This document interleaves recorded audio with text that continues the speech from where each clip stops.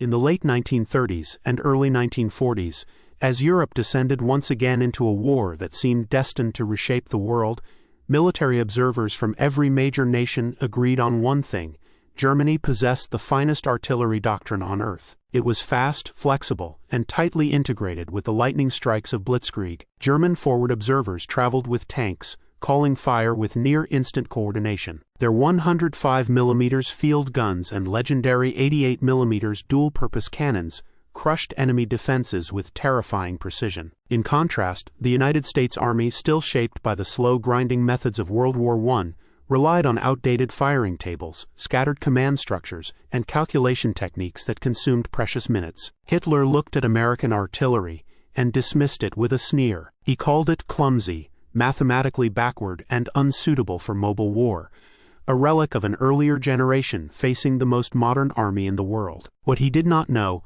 was that the United States was quietly preparing a doctrinal revolution that would unleash the most devastating artillery system ever used in the Western Hemisphere. In the isolated plains of Oklahoma, far from Berlin, Paris, or Warsaw, a transformation had begun long before the first American soldier set foot in Europe. At Fort Sill, a group of officers led by the forward-thinking Major Carlos Brewer realized that U.S. artillery could not compete with the pace of modern warfare. Brewer saw the future not in faster guns but in faster minds, in the coordination, calculation, and synchronization of fire. If artillery could be centralized, controlled through a single brain instead of many isolated observers, it could fire faster, more accurately, and with overwhelming volume. Brewer's idea became the Fire Direction Center, the world's first organized system for calculating firing data at the battalion level. Instead of each gun team working independently, entire artillery battalions would receive unified orders generated by a central team of specially trained officers. It was a concept so revolutionary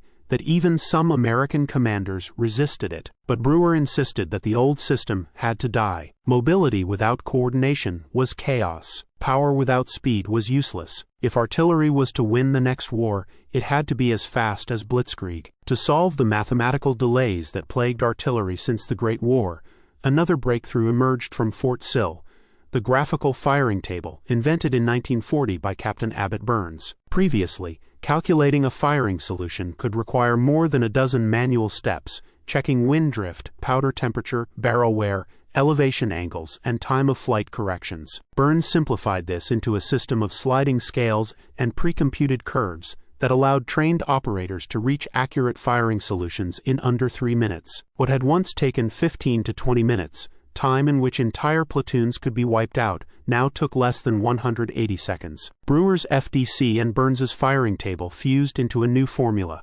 centralized decisions, lightning-fast mathematics, and synchronized fire from dozens of guns. Still, a problem remained, the same problem that haunted every artillery force since cannons first appeared on battlefields. Artillery was blind, without sight, without eyes above the battlefield, without accurate observation of targets and adjustments. Even the fastest guns might miss by hundreds of yards. The Germans solved this through forward observers attached directly to frontline units. The Soviets used massed barrages that blanketed entire fields. The Americans instead took to the sky. The L-4 Grasshopper, a tiny plywood and fabric aircraft powered by a 65-horsepower engine, became the unlikely key to the most lethal artillery system in history. Grasshopper pilots flew low and slow, sometimes only a few hundred feet above treetops, circling over German positions while calmly calling firing corrections into the newly formed FDCs. The aircraft could take off from a cow pasture, land on a dirt road, or operate from a clearing the size of a tennis court. German forces were stunned to discover they had no equivalent. Their observation planes were too fast, too vulnerable, too few. Their forward observers were often cut off, killed, or overwhelmed. The Americans now had eyes everywhere,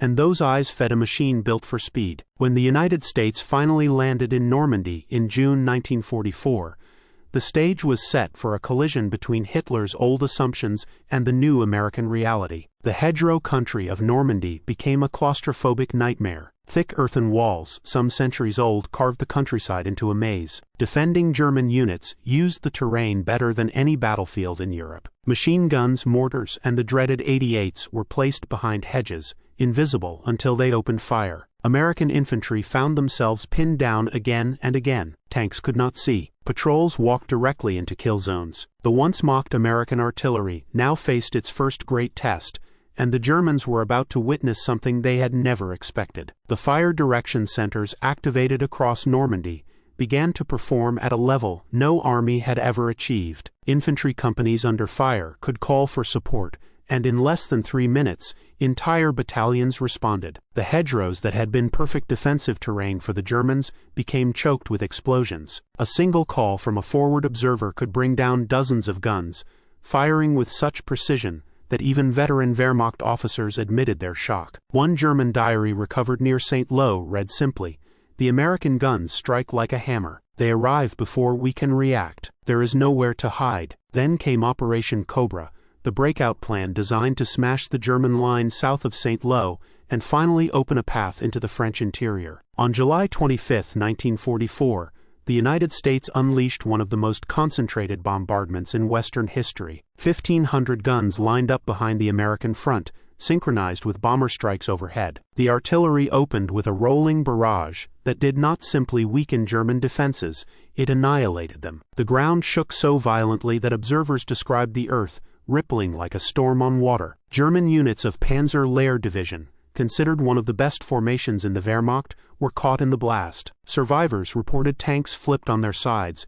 men deafened, command posts obliterated, and entire companies wiped out in minutes. One German officer wrote in disbelief, "It was as if the world ended. Our positions ceased to exist." Operation Cobra shattered the German line so thoroughly that American armor surged forward at a pace the Germans never recovered from. The countryside that had trapped American infantry for 7 weeks was now behind them, and the German army, still reeling from the artillery blow, entered a period of collapse that grew worse with every passing day. But the breakthrough was only the beginning. The most dramatic demonstrations of American artillery power were still to come. As German forces attempted to regroup, Hitler ordered a desperate counterattack toward Mortain. The 2nd SS Panzer Corps launched an assault designed to cut the American line and reach the sea. But as the tanks approached, Grasshopper aircraft took to the sky. From above, observers calmly marked the routes of the German armor. Within minutes, FDCs calculated firing data for every battalion available. American guns opened fire with a fury that stunned even the crews manning them. Barrages landed with such accuracy that German tanks found their escape routes collapsing behind them. Smoke, dust, and fire consumed the approaches. When the battle ended, the attack had been stopped almost single-handedly by artillery. German veterans later admitted that Mortain was the moment they realized American firepower had reached a level beyond anything they had prepared for. Yet the most dramatic episode of American artillery dominance came at Hill 314, during the Battle of Mortain. A small group of 700 American soldiers found themselves isolated, surrounded by nearly 12,000 German troops. Cut off, low on water, and short on supplies, they held a hilltop with nothing but rifles, machine guns, and a line of radio calls back to American artillery. For 2 days they struggled to hold off wave after wave of attacks. Every time German infantry massed for an assault, American observers whispered coordinates into handsets. The FDCs responded instantly. Barrage after barrage slammed into the valley. In one 24-hour period,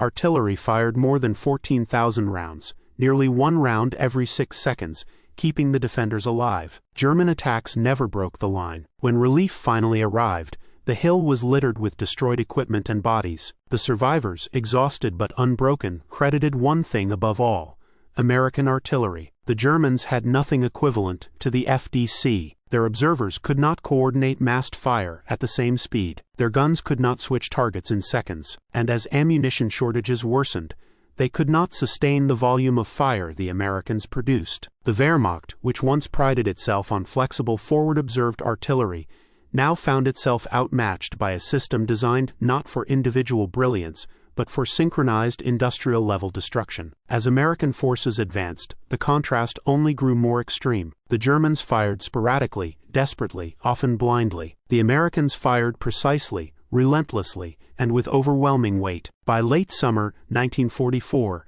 German prisoners repeatedly told interrogators the same thing: American artillery was the greatest threat on the battlefield. It broke their morale, shattered their counterattacks, and destroyed their confidence. Infantry who once feared American tanks now feared American shells. One German corporal captured near the Falaise Pocket summed it up: "Against your guns no courage helps." The Falaise Pocket became the final proof that American artillery had evolved into a force far beyond anything Hitler ever imagined. In August 1944, as German forces attempted a chaotic retreat out of France, the Allies closed in on a corridor only a few miles wide. Tens of thousands of German soldiers, vehicles, and stragglers attempted to escape through farmland and narrow roads. It was here that American artillery became not merely a weapon, but an unavoidable sentence. Grasshoppers circled overhead like patient birds of prey, marking targets from long columns of trucks to clusters of infantry moving between hedgerows. Every few minutes, their calm voices passed coordinates to fire direction centers miles away. American guns, already loaded and prepared, responded with devastating accuracy. Shells rained down in a rhythm so constant that many Germans never even attempted to look for cover. They simply ran. A captured German officer later stated that the escape routes became a valley of death controlled entirely by American guns. Vehicles burned, horses collapsed in the road, entire battalions dissolved in minutes. The fire never stopped. Even the most experienced German commanders admitted privately that they had never faced artillery like this. As Germany's once proud army struggled to escape the trap, American forces witnessed scenes that shocked even hardened veterans. Roads clogged with dead animals, shattered vehicles, overturned carts and bodies. The smell of burning fuel and scorched earth filled the air. Artillery had done what tanks and infantry alone could not achieve. It broke the Wehrmacht's ability to fight. The same German army that once overran France in 6 weeks now crawled through mud, rubble, and shell craters like a broken force. American artillery did not simply win battles. It changed the psychology of the war. Yet for all its power, the true secret behind American artillery was not just the volume of fire, but the intelligence behind it. The FDC system allowed any battery in range to fire for any unit on the battlefield. Corporal or private, lieutenant or captain, anyone with a radio could bring down the fire of dozens of guns within minutes. This democratization of fire support was something no other army achieved during the war. German officers complained that American artillery was too fast, too accurate, and too overwhelming to counter. One after-action report from the German 2nd Panzer Division noted that the Americans do not fight with guns, they fight with mathematics. But mathematics alone did not explain what happened next. In the autumn of 1944, the Americans introduced a weapon that would terrify German infantry more than any tank or bomber: the proximity fuse, a tiny radio-based detonation system that exploded shells in the air, just above the target rather than upon impact. The idea was simple, but the effect was catastrophic. Traditional artillery shells often buried themselves in the ground before exploding, wasting much of their shrapnel in the dirt. The proximity fuse allowed shells to burst at the height of a man's torso, releasing a storm of metal that tore through flesh, uniforms, and equipment with horrifying efficiency. The first time German forces encountered proximity-fused artillery, they believed the Americans had invented a new secret weapon. Infantry attacks dissolved into chaos. Mortar teams fled. Machine gun crews were slaughtered before they fired a shot. During the Battle of the Bulge, entire German assault units were destroyed in minutes by airburst shells detonating above their heads. One German sergeant captured after the battle described the experience with a haunted stare. It was as if the air itself was made of knives. The Allied command restricted use of the proximity fuse for months before the Bulge, because losing even one unexploded shell to German intelligence might allow the enemy to copy the technology. But once Hitler launched his last great offensive in December 1944, the restriction was lifted. American artillerymen loaded the fuses with grim efficiency, knowing they could change the entire course of the battle. When German infantry stormed American positions in the snow-covered forests of the Ardennes, the sky above them erupted with invisible explosions. White flakes fell from trees carrying shrapnel instead of ice. Men sprinted for cover but found none. Foxholes became shallow graves, unable to protect against burst after burst raining steel from the sky. The attack stalled, not because the Americans outnumbered the Germans, but because artillery turned the battlefield into a slaughter. This was not the same United States Army that Hitler had mocked. This was a force that had spent years studying, refining, and perfecting the science of fire. The German belief that American artillery was slow and unwieldy now seemed almost absurd. When interrogated after the battle, German prisoners consistently ranked American artillery as the #1 threat to their survival, above tanks, above aircraft, above infantry assaults. The weapon Hitler had sneered at had become the deadliest system the Americans possessed. General Omar Bradley once said, "Artillery is the god of war." But in 1944, it was the American version of that god that dominated Europe. The German army, which once drove across continents, now found itself unable to mount coordinated offensives. Every attempt was smashed before it even formed. Command posts were targeted and destroyed. Supply lines evaporated. Routes of retreat became charred ruins. Where German units once relied on speed, they now found themselves pinned down by barrages they could not evade. Where they relied on discipline, they met a mathematical precision that shattered their ranks. American artillery had achieved something rare in military history: complete mastery of the battlefield. The German artillery corps fought with bravery, but it could not overcome the structural disadvantages imposed by the war. Their ammunition production lagged far behind demand. Their observation systems, once adequate, were outdated. Their firing methods relied heavily on individual skill rather than centralized efficiency. But the most devastating factor was fuel. Without fuel, forward observers could not move. Without fuel, supply trucks could not deliver shells. Without fuel, artillery could not redeploy fast enough to escape the reach of American guns. The German army found itself trapped in a web of precision and speed, a web spun by FDCs, grasshoppers, firing tables, and proximity fuses. American gunners often described the experience of firing as being the hand of a giant. They operated weapons that could reshape landscapes, tear apart defenses, and flatten entire forests. Yet behind every shot was a calm, methodical system. Operators in fire direction centers worked with pencils, slide rules, and maps, moving like surgeons. Their voices rarely rose. Their hands rarely shook. They performed their tasks with a detachment that belied the violence they unleashed. When the order came,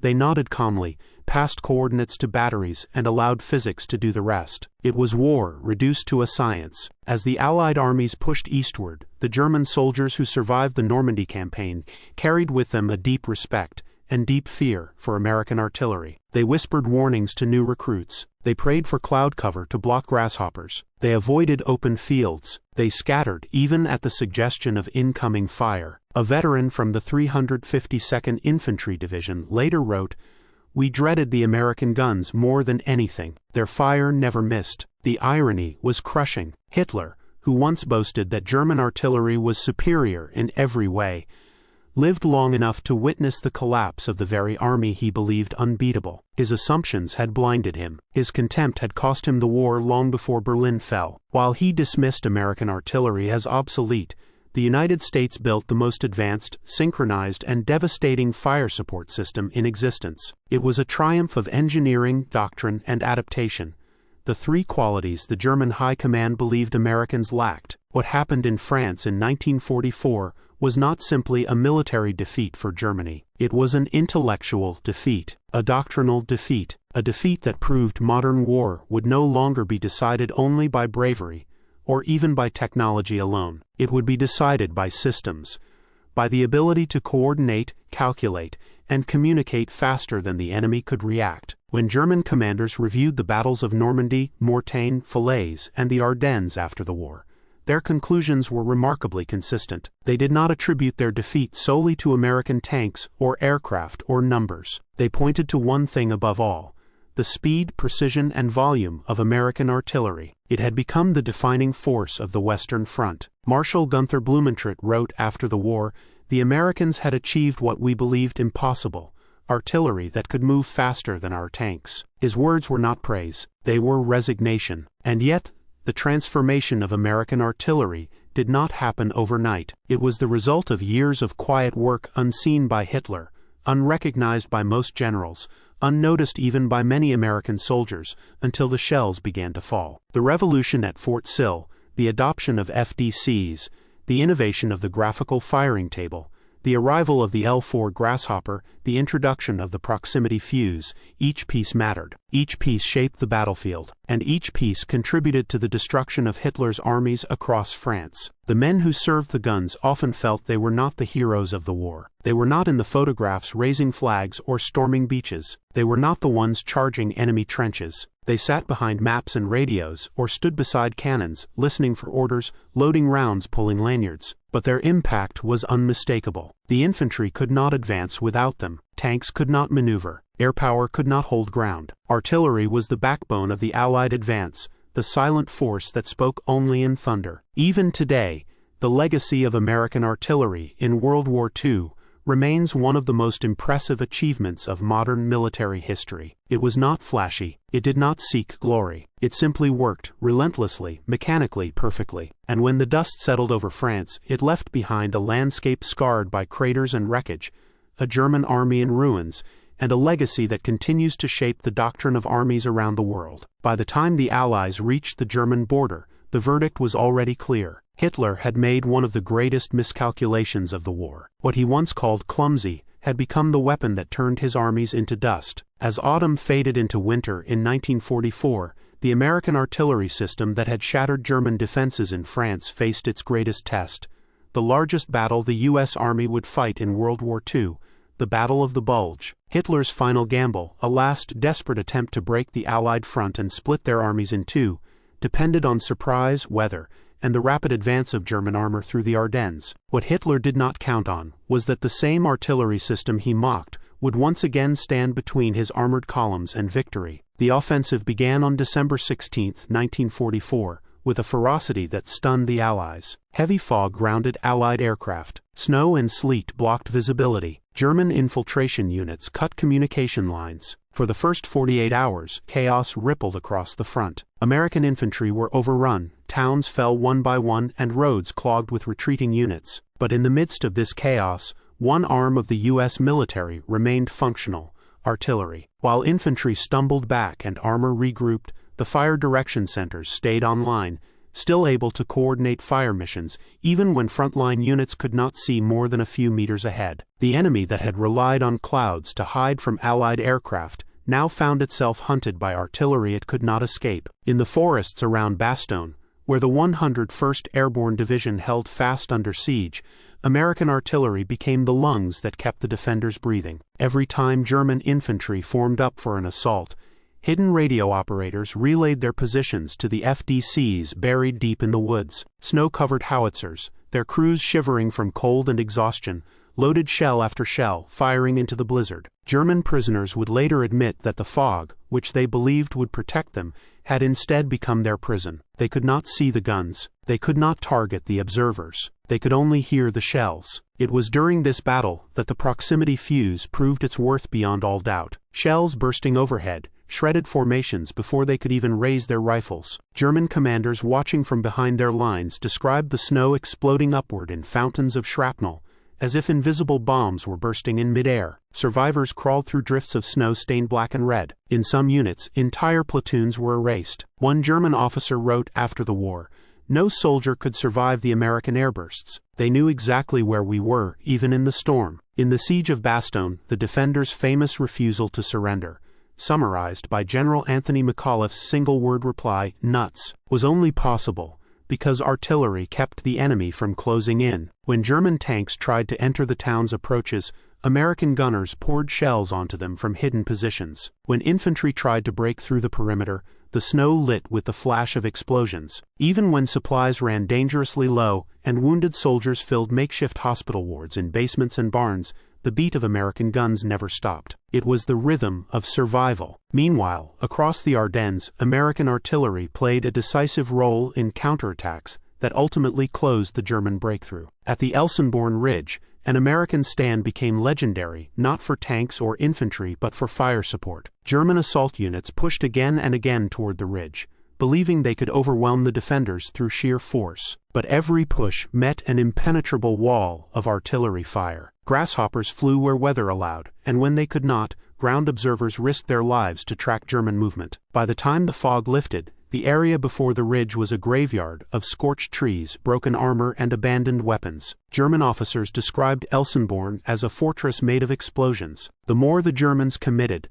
the worse their situation became. Every attack cost more fuel, more shells, more men, commodities the Reich no longer possessed. Every counterattack by the Americans, in contrast, was backed by artillery fire so overwhelming that German morale shattered long before their lines did. The U.S. artillery arm had evolved into the backbone of the European theater. It did not merely support the infantry. It shaped the battlefield, molded the enemy's decisions, and controlled the tempo of every engagement. As the weather finally cleared and Allied aircraft returned to the skies, the fate of the German offensive was sealed. American armor surged forward once more, cutting off retreat paths and severing supply lines. The German dream of reaching Antwerp, of dividing the Allied armies and prolonging the war by months or even years, evaporated under the combined weight of American firepower. But long before the weather changed, long before Patton's Third Army arrived to relieve Bastogne, American artillery had already broken the offensive's spine. The winter of 1944 marked a turning point. For the first time, German officers openly expressed despair over the unstoppable nature of Allied fire support. They wrote bitterly about the impossibility of maneuvering, the destruction of their communications, and the futility of launching massed infantry attacks. Once, the Wehrmacht had prided itself on swift, coordinated advances. Now, every attempt to form a concentrated attack collapsed under the thunder of American guns. The great panzer divisions that had once terrorized Europe now found themselves unable to cross open fields without being torn apart. Hitler himself, increasingly isolated and erratic, refused to acknowledge the true cause of these failures. He continued to blame incompetence, cowardice, or lack of willpower, never understanding that American artillery had achieved something no German doctrine could counter. He still spoke of blitzkrieg, still clung to visions of rapid breakthroughs, still believed that one last offensive could turn the tide. But the war had changed. The enemy he underestimated had transformed. By early 1945, the lessons of France had become undeniable. American artillery was not merely effective, it was decisive. Its speed of coordination exceeded what the Germans believed a modern army could achieve. Its fire mission volume surpassed anything the Wehrmacht could sustain. Its accuracy left even veteran soldiers shaken. As the Allies crossed the Rhine and advanced toward the heart of Germany, the Luftwaffe lay largely silent. Panzer divisions were shattered shells of their former selves, and the infantry, drained of manpower and morale, retreated before an unstoppable tide of fire. But perhaps the most remarkable aspect of this transformation was how quiet the revolution had been. American artillery did not announce itself with sleek new technology or dramatic new vehicles. It emerged from study, doctrine, and unseen labor. It grew from classrooms at Fort Sill, from slide rules and pencils, from officers and sergeants rewriting field manuals late into the night. It grew from small, unglamorous decisions, standardizing communication systems, reorganizing battalion structures, refining calculation techniques, training observers. It grew from the idea that war could be made predictable, that mathematics could replace improvisation, that centralized thinking could produce decentralized destruction. No moment symbolized this quiet transformation more than the arrival of American artillery on the banks of the Rhine. As engineers constructed pontoon bridges under enemy fire, artillery battalions fired continuously to suppress German positions. Grasshoppers soared overhead once again, guiding fire onto bunkers, machine gun nests, and defensive strongholds. German soldiers attempting to hold the East Bank found themselves under constant menace. Wherever they moved, shells followed. Wherever they hid, fuses detonated overhead. When the crossing finally succeeded, German resistance collapsed not through dramatic tank battles, but through the slow, suffocating pressure of shells landing hour after hour. Once across the Rhine, the Allied advance accelerated beyond anything the Germans could match. Artillery paved the way for infantry. Artillery shielded armored thrusts. Artillery destroyed retreating columns. Artillery broke pockets of resistance. And artillery extinguished the last hopes of a German victory. The survivors understood that their defeat had been sealed months earlier in the fields of Normandy, in the hedgerows of St. Lo, in the valleys of Mortain, and on the frozen ridges of the Ardennes. American artillery had been the unseen destroyer of German strategy. As the war in Europe came to its close, American generals reflected openly on the central role played by their artillery arm. Omar Bradley, Dwight Eisenhower, Courtney Hodges, and even Patton, a man known for his love of tanks, praised the artillery as the indispensable force of the campaign. Patton wrote in his diary, "I do not have to tell you who won the war. The artillery did." Bradley called it the most flexible weapon we possess. Eisenhower noted that without artillery, the breakout from Normandy would have taken far longer and cost far more lives. Their praise was not hyperbole. It was acknowledgement of a truth supported by every battle report, every captured diary, every interrogation record, and every crater-strewn field across Europe. German officers reluctantly agreed. Many, writing after the war for Allied interrogators, expressed astonishment at the efficiency of the American system. Some praised the courage of U.S. observers who flew in their tiny planes under fire. Others marveled at the speed of American calculations. Still others admired the precision of American barrages. But all of them, without exception, recognized that American artillery had reached a level of coordination and lethality unmatched in any army during the war. One German colonel summed it up in a single sentence: "Your artillery fought like an army of scientists." Another wrote, "Against American guns, our bravery was useless." These were not compliments. They were confessions. Confessions of a truth Hitler never accepted. The United States had turned logic, mathematics, and industry into weapons more powerful than any tank or aircraft. By the time American forces approached the Elbe River, artillery had shaped nearly every major engagement of their advance. Even when ammunition shortages struck late in the war, the coordination and accuracy of FDCs ensured each shell counted. Even as German resistance grew desperate, the threat of sudden devastating barrages forced commanders to withdraw or surrender before situations worsened. Artillery did not simply support the American army. It magnified its strength. It compensated for its weaknesses. It created opportunities where none existed. And it denied the enemy opportunities at every turn. When the final shells fell and the surviving German units laid down their arms, the silence that followed felt unreal. For years, European fields had echoed with the rolling thunder of artillery. The quiet was a strange, unfamiliar thing, but it carried an undeniable message. A transformation had taken place. A transformation Hitler never understood and never predicted. The artillery he mocked as clumsy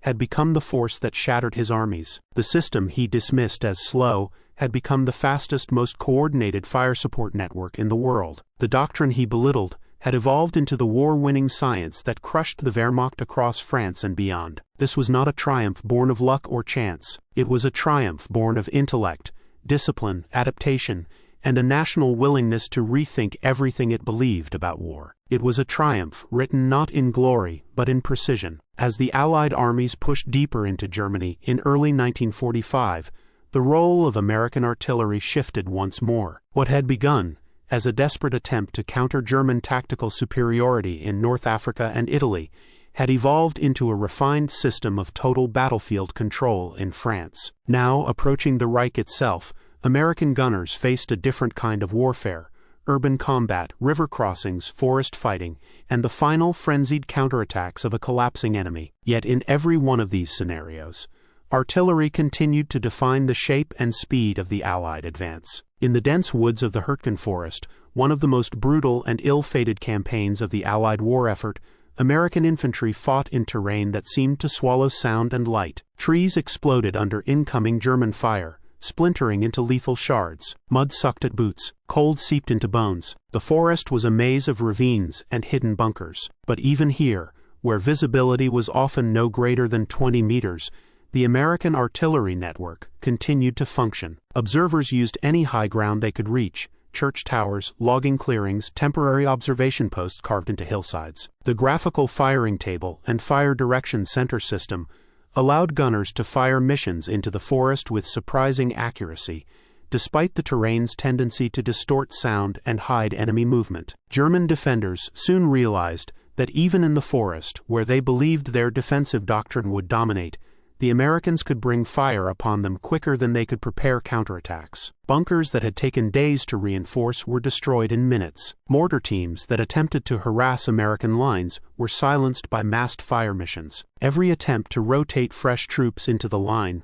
required a risky movement through areas covered by pre-registered artillery points. Before long, The Hurtgen Forest became another example of the quiet dominance of American firepower, a battlefield where the U.S. Army struggled tactically, but where artillery remained its single most reliable advantage. As the Allies emerged from the forest and approached the Ruhr River, artillery became critical again. The Germans had opened the floodgates of upstream dams, turning the river valley into a marsh that prevented Allied crossings. Every day the waters remained high. American commanders relied on artillery to suppress German guns on the far side. When the waters finally receded, the U.S. Army launched some of the most carefully coordinated artillery preparations of the entire war. Entire regiments fired smoke missions to cover engineers assembling pontoon bridges. High-explosive shells eliminated machine gun nests and anti-tank guns. Counter-battery fire suppressed German artillery before it could respond. By nightfall, multiple divisions had crossed the river, another set of obstacles shattered by fire support. For the German defenders, by early 1945, the psychological weight of American artillery was breaking morale faster than any infantry assault. Stories circulated among German troops about the guns that never sleep, the sky that explodes, and the whistle of death, references to the incoming shells whose sound meant annihilation. Prisoners repeatedly told interrogators that they feared American artillery more than tanks or aircraft. Some units surrendered rather than endure another bombardment. One captured officer confessed, "Your guns decide who fights and who dies. We can do nothing." The brutality of these bombardments came not from any single technological breakthrough, but from the relentless integration of every piece of the artillery system. The L-4 Grasshopper aircraft, flying low and slow over German lines, spotted targets that would have remained invisible to ground observers. The fire direction centers transformed raw instructions into firing solutions at unprecedented speeds. The Graphical Firing Table allowed rapid adjustments that compensated for wind, elevation, humidity, and charge temperature. And when proximity fuses detonated shells in the air above German troops, even the best dugouts became death traps. Every component worked together to produce firepower the world had never seen. Then came the Rhine, the symbolic gateway to Germany's industrial heartland. Crossing the Rhine was more than a military operation. It was the crossing into the enemy's homeland, the final breach in Hitler's defenses. In some sectors, German soldiers fought with determination. In others, they simply melted away. But in every crossing, artillery played the critical role. The bombardments that preceded the crossings were coordinated on a scale that dwarfed the barrages at Normandy. Entire divisions of artillery fired in complex sequences, moving massive walls of explosions forward like a rolling storm. German observers were killed or forced into hiding before they could report Allied positions. German guns that attempted to target the pontoon bridges were silenced almost immediately. When the first American troops crossed the river, it was under a sky lit with flames. The collapse of German fire support was total. Ammunition shortages crippled their ability to respond. The Luftwaffe, reduced to a ghost of its former strength, could not disrupt American artillery lines. The once proud German artillery arm, which had supported blitzkrieg so effectively in the early war, was now reduced to scattered batteries firing sporadically with little coordination. The U.S. Army's centralized system, which Hitler had called mathematically clumsy, had proved capable of overwhelming an entire continent. As American forces advanced through Germany, the contrast between the two systems became undeniable. In cities like Cologne, Dusseldorf, Kassel, and Frankfurt, artillery shaped the battles block by block. Observers positioned in church towers or on captured rooftops directed fire with surgical precision. When German units attempted to create strongpoints inside factories, train stations, or government buildings, the Americans used artillery instead of infantry assaults, reducing the structures to rubble. Casualty reports demonstrated the effectiveness of this strategy. American infantry losses decreased significantly in areas where artillery preparation was thorough. German casualty rates, meanwhile, skyrocketed. One of the most remarkable episodes occurred in the Ruhr Pocket, where more than 300,000 German soldiers became trapped between American forces to the west and the Rhine to the east. Cut off, out of fuel, and surrounded by artillery that could reach them no matter where they moved, the German Army Group B collapsed under sustained fire. American commanders used artillery not merely to soften enemy defenses, but to shape the retreat paths, channeling German units into kill zones or forcing them to surrender. Grasshoppers flew across the pocket, directing missions on convoys, columns, and attempted breakout routes. The effect was devastating. When the pocket finally surrendered, hundreds of abandoned vehicles, artillery pieces, and wagons littered the roads, many destroyed, others simply left behind as soldiers fled from the incoming shells. Even in the final days of the war, when Germany's defeat was assured and resistance was fragmented, American artillery continued to operate with stunning efficiency. In Bavaria, when isolated German mountain units attempted to resist in the Alps, American artillery broke their positions in hours. In Saxony, when remnants of the Waffen-SS tried to hold defensive lines along rivers and ridges, grasshoppers spotted them and invited destruction. In the Harz Mountains, where fanatical holdouts tried to wage a last stand, proximity-fused shells detonated above the treetops, sending shrapnel raining down like metallic hail. German officers who surrendered in April and May 1945 often mentioned the artillery in their interrogations. Some spoke with bitterness, others with grudging respect, others with a sense of disbelief that such a system could exist. Many admitted that they had underestimated the Americans from the beginning, assuming that a nation focused on industry, consumer goods, and civilian comforts could never master the intricacies of modern fire support. Yet the war had proven the opposite. It was precisely America's industrial depth,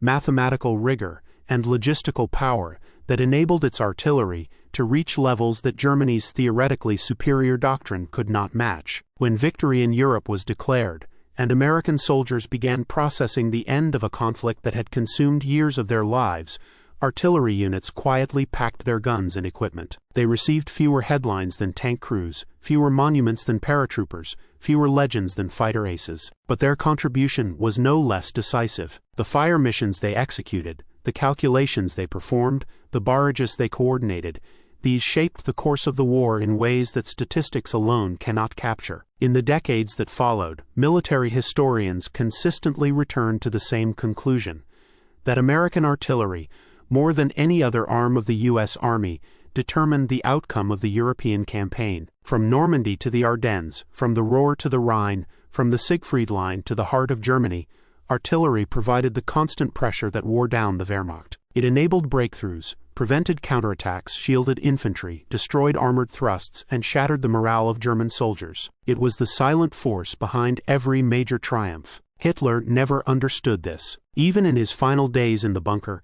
he blamed defeats on traitors, cowards, and incompetent generals. He never acknowledged the revolution unfolding in American artillery. He never grasped how quickly the Americans had adapted, how thoroughly they had embraced innovation, how deeply they believed in the power of organization and calculation. In 1940, when he sneered at American artillery as clumsy and slow, he saw only an army stuck in the methods of the previous war. He could not imagine that this same army would soon surpass the German model he idolized. And yet, by 1944 and 1945, American artillery had become a force beyond anything Hitler's armies could resist. It had grown from a mocked relic into the god of war, not through brute strength alone, but through intelligence, coordination, and relentless improvement. The shells that fell on German positions in Normandy, the explosions that shattered counterattacks in the Ardennes, the barrages that paved the way to the Rhine, these were not random acts of destruction. They were the deliberate output of a system designed with precision and executed with discipline. As the war faded into memory, one truth remained clear: the American artillery arm had rewritten the nature of fire support. It had transformed mathematics into weaponry, communication into dominance, and organization into victory. It had turned the mockery of dictators into the silence of defeat, and it had proven beyond any doubt that the weapons Hitler dismissed as clumsy would be the very instruments that ground his armies into dust and ended the war he had unleashed upon the world.